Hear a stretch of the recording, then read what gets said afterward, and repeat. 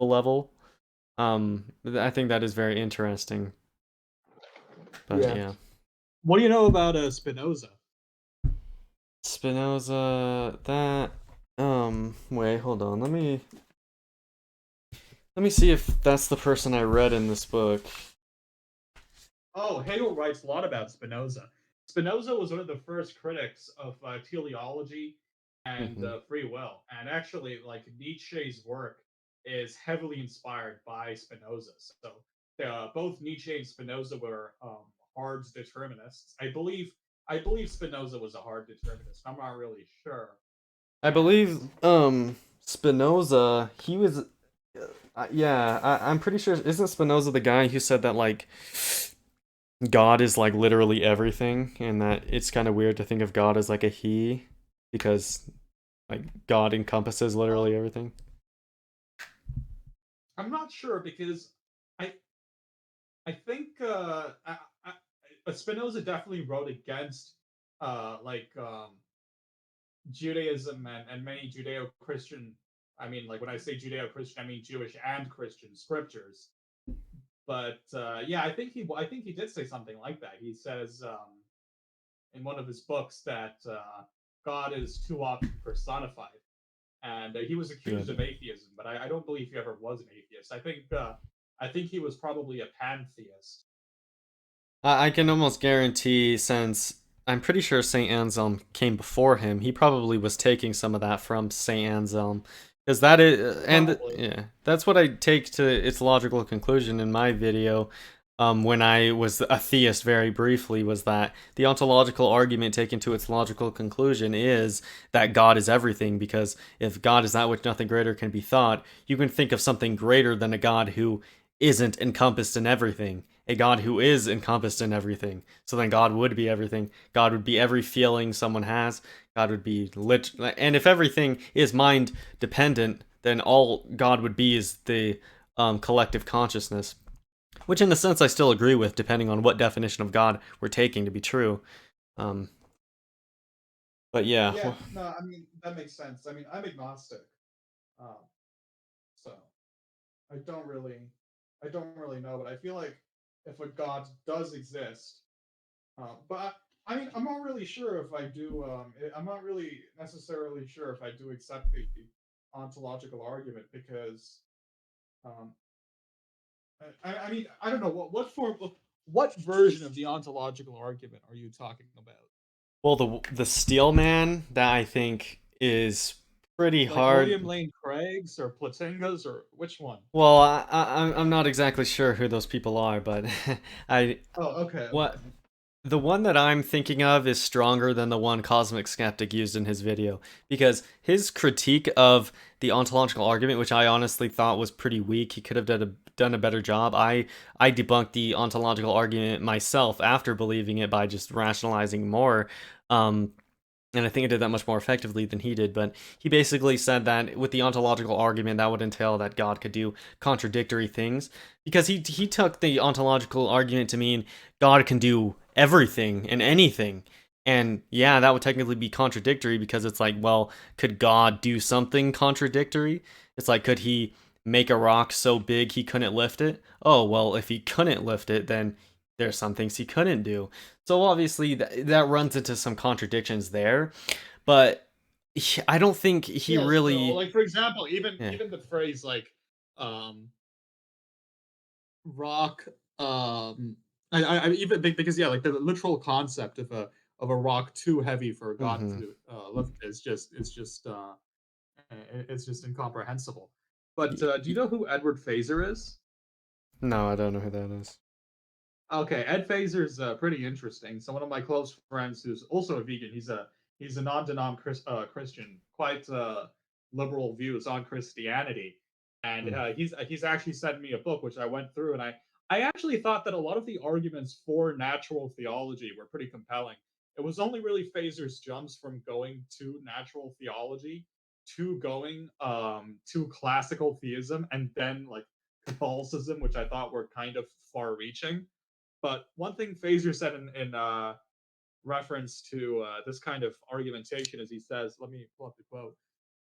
Even if we suppose that God could cause self-contradictory things or events, that still would not refute the claim that God is omnipotent. For if God could cause self-contradictory things and events, then he can not only make a stone that is too heavy for him to lift, but also lift a stone that is too heavy for him to lift. Wait, so I'm kind of confused. Is he saying that um if he did contradictory things, that would still make him all powerful? Oh yeah, yeah. So he's saying basically God can do contradictory things. You just wouldn't be able to comprehend it. So he would Well, make a yeah, stone which is too heavy for him to lift, but he would also lift a stone which is too heavy for him to lift. yeah, that's my issue with people who think that there's a mind independent reality because it's like, oh, well, yeah, that does exist, you just can't comprehend it. Okay, then Exactly. Yes. So God would be able to do things yeah. that are contradictory in a way that you just can't comprehend. So It's like basically, everything. why would you have any problems with contradictions if you're going to accept that is what I would ask. Very much, yeah. So if if really like it's just something that's not intelligible to. So basically, the point is that there's nothing that God can do out of like lack of strength that would be intelligible to you. Like Hmm. that's the thing.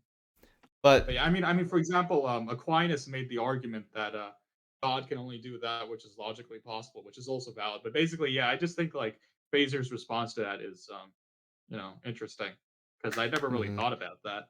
He's one of the few people. I think he's one of the few people I've actually heard make that argument. Usually, Well, and what you said about Thomas Aquinas was exactly what I was saying. In that, I think the strongest version of the ontological argument is God is that which nothing greater can be thought. Because obviously, you can't think about a God who does contradictory things. oh yeah, So yeah. That was Aquinas's critique of the ontological argument. You can't just you can't actually comprehend this God, right? Hmm. So There has to be a God that would actually be able to exist within logic.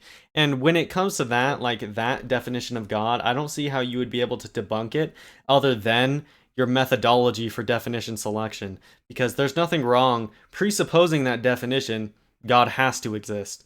Um, but if you're challenging that definition, that's the only way out. And I think that really, when it comes to the logical conclusions of that argument, which I detail in my video, it shows that God is actually evil, and it shows that veganism would actually be like a holy action of the purification of God, since God would be being harmed by animal agriculture and stuff because he is the animals.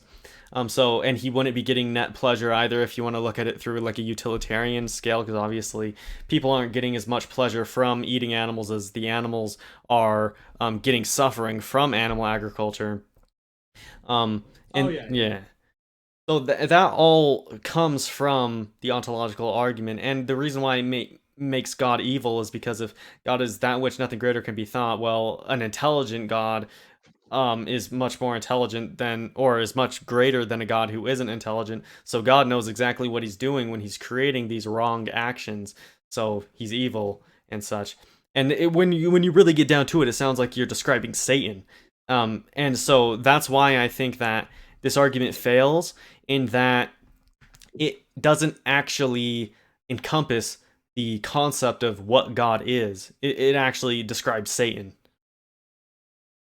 Yeah, I mean, I actually do think that the problem of wild animal suffering is a huge one because even if animals suffer, too, I mean, as I say, I never understand how we can quantify suffering or the value of individuals. And to be honest, we don't even really need to usually. But if animals suffer in the insane ways that they do, so for example, if insects are conscious in a way, then they're subject to like the worst things. They're eating each other alive, etc. And even, but just like large mammals like lions and water buffalo and stuff getting shredded and eaten alive as well. I mean, there's just no reason that nature would have to be like that. Yeah. I just don't understand. It's something that I think. Well, I don't think I know. It's something that Leonardo da Vinci, who was actually a vegetarian for ethical reasons himself, once said. He said, why did nature not make it so that one did not have to live by the death of another? Which is, a great question. If there is some kind of purpose to life, it's an awfully strange design of nature that requires, like for example, the existence of carnivorous animals who also kill their prey in the most painful way imaginable. Yeah, Right. exactly. So Yep, exactly. The only thing that kind of gives me anxiety about that when it comes to like practical political change, which I am interested in, like if I was ever in a place of power, I would be looking to, well, first I would do a lot of studies to make sure I'm not killing us all, but I would be trying to make sure that we can have a way in which we can replace the the organisms that exist on the earth and their functions, some of which being essential for the earth and the prospering of humans and them not just all dying off. Um, if we can replicate that with technology, but it's a very complicated process, and you need to make 100 well basically 100% sure that this machinery isn't going to fail. So if anything, maybe it'd be a good idea to have the machinery be in place for like 20, 30